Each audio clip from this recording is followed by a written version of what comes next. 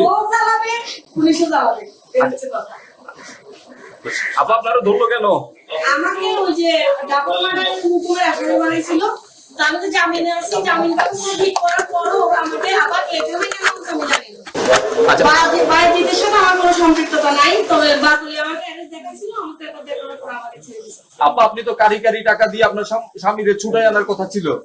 এটা ভাই আপনারা তো বুঝলেন আমি মেন্টালি ভাবে, তবে এখনো মেন্টালি ভাবে ডিপ্রেস। আসলে রাগের মাথায় আমি তো মানুষ মারবো বলি নাই, হাজবেন্ডকে ভালোবাসি, ভালোবাসবো।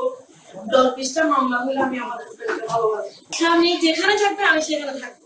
আচ্ছা আপা আমার হাজবেন্ডের চেষ্টা আমি ছাড়বো না। আমার স্বামী ভালো মতো আসছে, তবে দেখেন এখনো শত্রুপক্ষ মামলা দিয়ে দিছে এরকম।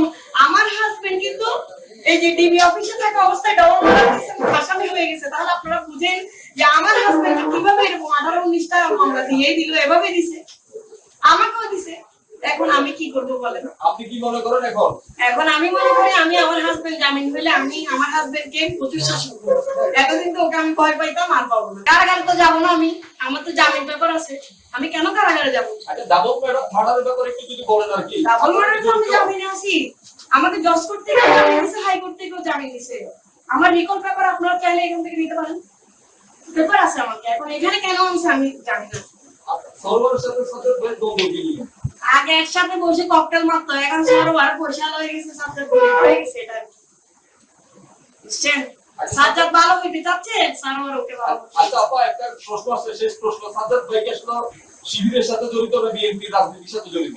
বিএনপি রাজনীতির সাথে জড়িত।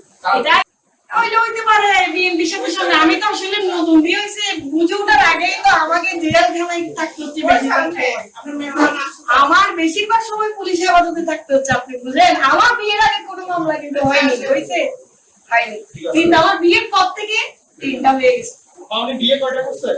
আমি একটা বিয়ে করছি, আরেকটা বিয়ে আপনি জামাই আনেন না, ওর লাইফ লাইন আগে, লাভ লাইন আগে। ঠিক আছে।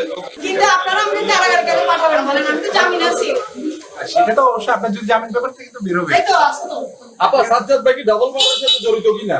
উনি তো রিমান্ডে ছিল, ডিবি হেফাজতে ছিল, কিভাবে জড়িত থাকলো? না হুকুম